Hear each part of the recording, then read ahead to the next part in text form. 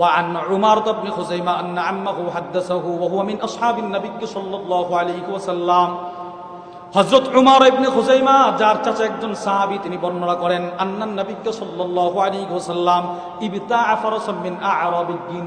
খেয়াল করে শুনেন, ওনার চাচা বলেন আল্লাহর রাসূল এক গ্রাম্য ব্যক্তি থেকে একটা ঘোড়া কিনছে। ঘোড়া বলেন কি কিনছে?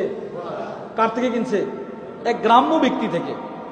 হাদিসের আগে পরে মিলাইলে দেখা যায় ওই গ্রামের লোকটা ছিল মুনাফিক। বলেন কি ছিল? মুনাফিক। নবীজি তার কাছ থেকে একটা ঘোড়া কিনছে, অনেক সুন্দর ঘোড়া। ফাস্তাতবাহু নবী সাল্লাল্লাহু আলাইহি ওয়াসাল্লাম লিয়াকদিয়াহু থামানা ফারাসি। নবীজি ঘোড়ার মালিককে বললেন, এই মিয়ার সাথে করে আমি টাকা আনি নাই, তুমি আমার সাথে আমার বাড়িতে আসো, বাড়ির থেকে তোমার টাকাটা আমি তোমাকে দিয়ে দিব। সুবহানাল্লাহ বলেন।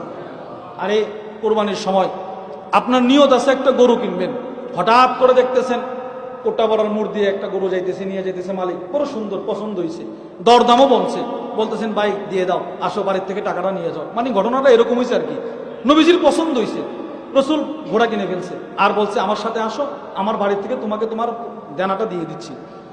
এবার দেখেন فأسرع رسول الله صلى الله عليه وسلم المشيا وأبطأ الأعرابي। নবীজি খুব দ্রুত হাঁটতে লাগলেন নিজের বাড়ির দিকে, তাড়াতাড়ি তার দেনা পরিশোধ করতে হবে। আর যেই ঘোড়ার মালিক সে ধীরে ধীরে হাঁটতেছে, ধীরে ধীরে হাঁটতেছে। নবীজি তাড়াতাড়ি হাঁটে, সে ধীরে ধীরে হাঁটে। রাসূল অনেক সামনে চলে গেল, ঘোড়ার মালিক অনেক পিছনে পড়ে গেল। এবার ঘোড়া কিন্তু ঘোড়ার মালিকের হাতে, সে নিয়ে আসতেছে।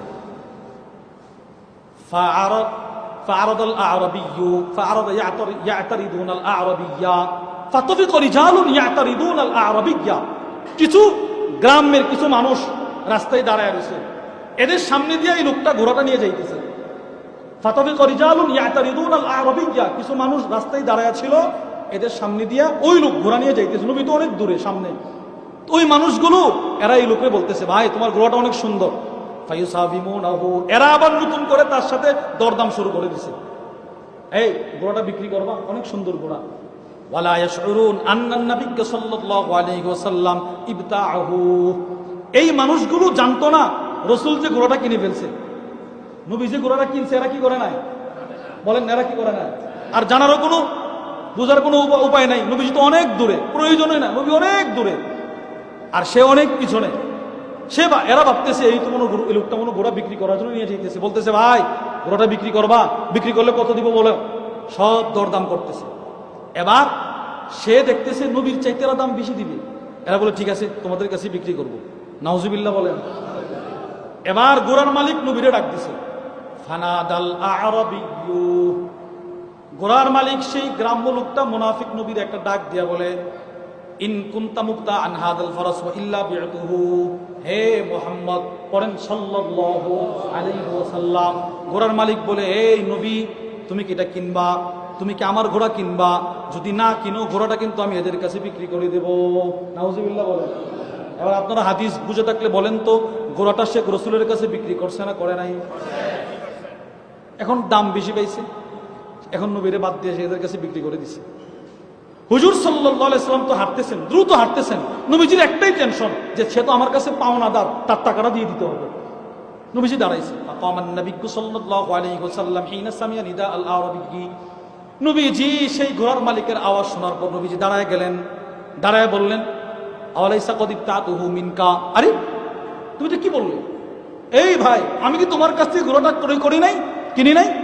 সে বলে কি জানেন, ওলা ওয়াল্লাহি মা বিতুকা, আল্লাহর কসম তোমার কাছে বিক্রি করি নাই।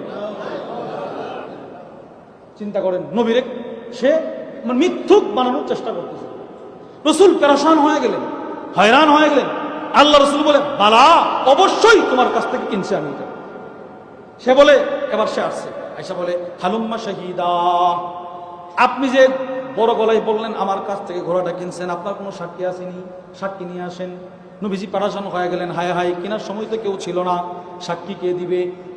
এবার হাদিস বর্ণনাকারী সাহাবী বলেন, যেই মাত্র এই মুনাফিক বলল আপনার সাক্ষী নিয়ে আসেন, ফাত্তাফিকা খুজাইমা ইবনে সাবিত, হযরত খুজাইমা ইবনে সাবিত এই ঘোড়ার মালিকের সামনে আইসা বলল, আশহাদু আন্নাকা বায়াতাহু, আমি সাক্ষ্য দিতেছি তুমি এই ঘোড়াটা নবীজির কাছে বিক্রি করেছো। এই বেটা তুই এটা বিক্রি করছস, তুই নবীরে মিথ্যুক বানাস কেন? আমি সাক্ষ্য দিচ্ছি তুই এই ঘোড়া রসুলের কাছে বিক্রি করছিস। সে আল্লাহ, সে তো হতভম্ব হয়ে গেছে, সাক্ষী পাই গেছে নবীজি। এবার নবীজি তার কাছে এসে কানে কানে বলে, ফাআকবালান নবী সাল্লাল্লাহু আলাইহি ওয়াসাল্লাম আলা খুজাইমা, নবীজি যে সাহাবী সাক্ষী দিলেন রসুলের ব্যাপারে, সেই সাহাবীর কাছে এসে বলতে লাগলো, এই খুজাইমা, বিমা তাশহাদ, বিমা তাশহাদ, খুজাইমা, ঘোড়া যখন আমি কিনছিলাম তখন তো তুমি ওইখানে ছিল না, আমাদের বেচা কেনার সময় তুমি ছিল না, তুমি সাক্ষী কেমনি দিলা? খুজাইমা জবাব দে, বিতাসদীকিকা ইয়া রাসূলুল্লাহ, আমি আপনার সততার উপরে নির্ভর করে সাক্ষী দিয়ে দিলাম। আপনি কখনো মিথ্যা বলেন নাই, আর সাধারণ একটা ঘোড়ার জন্য মিথ্যা বলবেন এটা আমি বিশ্বাস করতে পারি না। আপনার সততার উপর নির্ভরশীল হয়েই আমি আপনার পক্ষে সাক্ষ্য দিয়ে দিয়েছি। এই হাদিসের একটা আজব ব্যাখ্যা লিখছেন, আজীব ব্যাখ্যা, আল্লামা মুহাম্মদ ইবনু আদম আল ইথিওবি তার বিখ্যাত কিতাব যাখিরাতুল উকবা ফি শারহিল মুজতাবা, নাসাই শরীফের একটা ব্যাখ্যা গ্রন্থ, 41 খণ্ডের কিতাব। ওই কিতাবের মধ্যে নিয়ে আসছে তিনি যে সাক্ষীটা দিয়েছেন কেন, এই আয়াতের ব্যাখ্যা, এই হাদিসের ব্যাখ্যায় লেখা আছে, তিনি লিখছেন, ইয়া রাসূলুল্লাহ, আমি এতটুকু জানি কোন নবী জিন্দেগিতে কখনো মিথ্যা কথা বলে নাই, আর আপনি হলেন সমস্ত নবীদের সর্দার, তা আপনি তো আরো আগেই মিথ্যা বলবেন, এই জন্য ওইটার উপর নির্ভর করে আমি দিয়ে দিছি, আপনি সত্য বলছেন। এবার নবীজি কষ্ট পাইছেন, এই হাদিসের ব্যাখ্যায় আছে, রসুল এতটাই মর্মাহত হইলেন, কষ্ট পাইলেন, নবীজি ঘোড়াটা দিয়ে বলতেছে, ভাই তোমার এই ঘোড়া আমার আর দরকার নাই, যাও তুমি তোমার ঘোড়াটা নিয়ে যাও। ওয়াল মাশহুর আন্নাহু রাদ্দাল ফারাস আলা যালিকা বাদাল আরাবিয়্যি, এই হাদিসের ব্যাখ্যায় এসেছে নবীজি ঘোড়াটা আবার ওই মালিকের কাছে ফিরিয়ে দিলেন। ফামাতা ইনদাহু মিন লাইলাতি, ঘোড়াটা রসুল ফিরিয়ে দেওয়ার পর ওই দিন রাত্রি ঘোড়াটা ওই ঘোড়ার মালিকের বাড়িতে মারা গেছে। ঘোড়াটা কি হয়েছে বলেন, কেন মারা গেছে? এটাও একটা কারণ হতে পারে যে ঘোড়াটা রসুলের ভালোবাসা তার অন্তরেও ছিল, সুবহানাল্লাহ, সে এই দুঃখেই মারা গেছে। হতে পারে যে হায় হায়, নবীজি আমার কিনে ফেলছিল, আমি নবীজির মালিকানায় চলে গিয়েছিলাম, আরেকটু দূর গেলে আমি কায়নাতের সর্বশ্রেষ্ঠ মানুষের বাড়িতে ঢুকে যাইতাম, তুই মুনাফিক আমার রসুলের ঘরে ঢুকতে দেশ নাই, যা আমি তোর কাছেও থাকবো না, যা আমি দুনিয়া ছেড়ে চলে যাব।